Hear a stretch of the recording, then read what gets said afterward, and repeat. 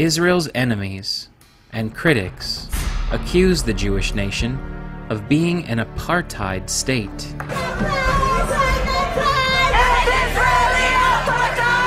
Today's Nazis, the so-called Third Reich, lives again in the form of these Zionists in the apartheid state of Israel. That's right, they're the new Nazis. And we are here to say that Hamas, these are freedom fighters. Hamas, these are our heroes. Hamas, these are our role models.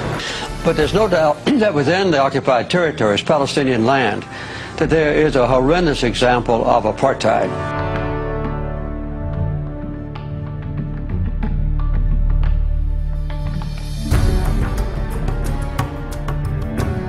Meet Corporal Eleanor Joseph. She recently became Israel's first female Arab-Israeli paratrooper. Corporal Joseph was born in Haifa.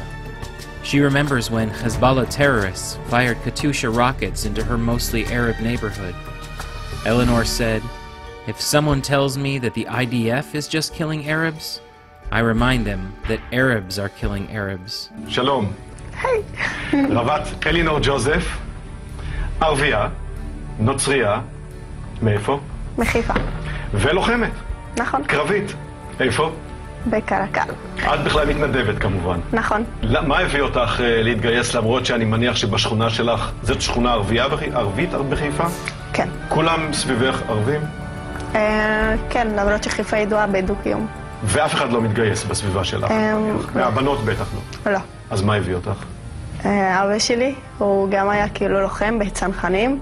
But how can it be? An Arab woman serving in Israel's armed forces? Isn't Israel an apartheid state? Did you know that there have been Arab members of Israel's parliament since the very first election in the 1940s? Since then, 63 different Arab Israelis have served in the Knesset. Some have even held the post of deputy speaker of the Knesset. Born into an influential family in Nazareth, Hanin is used to making history. She was the very first woman ever to represent an Arab party in the Israeli parliament.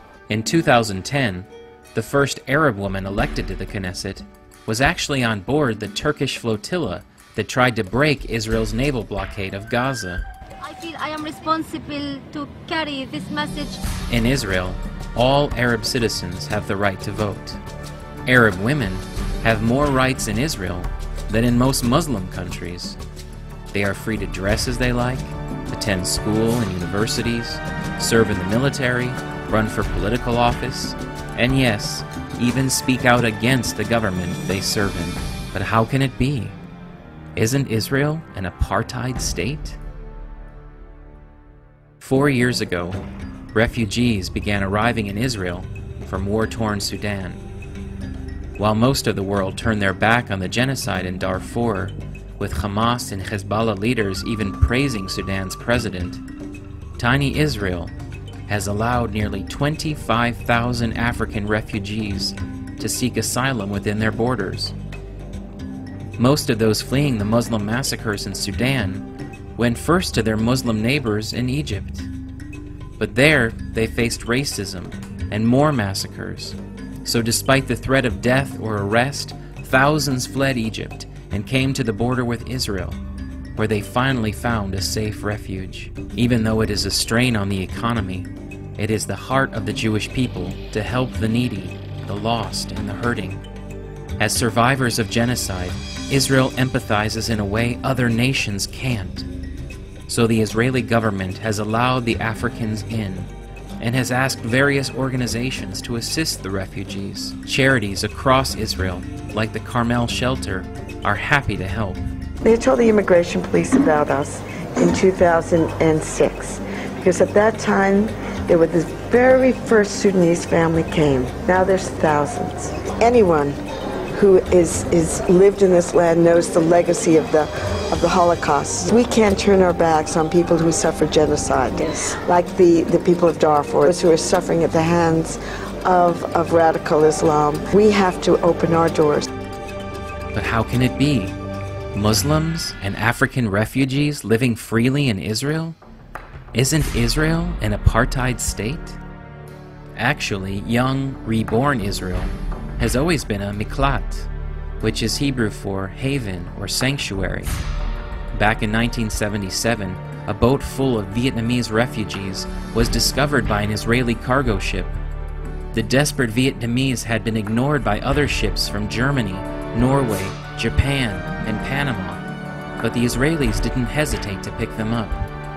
Prime Minister Menachem Begin authorized all of them to become Israeli citizens, comparing their situation to the plight of Jewish refugees seeking a haven during the Holocaust. Then U.S. President Jimmy Carter praised Israel for their action, saying, quote, "I was particularly impressed that the first official action of Prime Minister Begin's government was to admit into Israel 66 homeless refugees from Vietnam who had been floating around in the oceans of the world, excluded by many nations who are their neighbors, who had been picked up by an Israeli ship, and to whom he gave a home.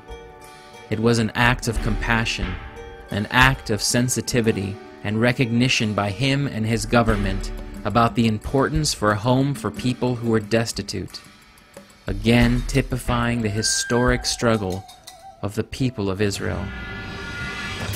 But how can this be? Isn't Israel an apartheid state?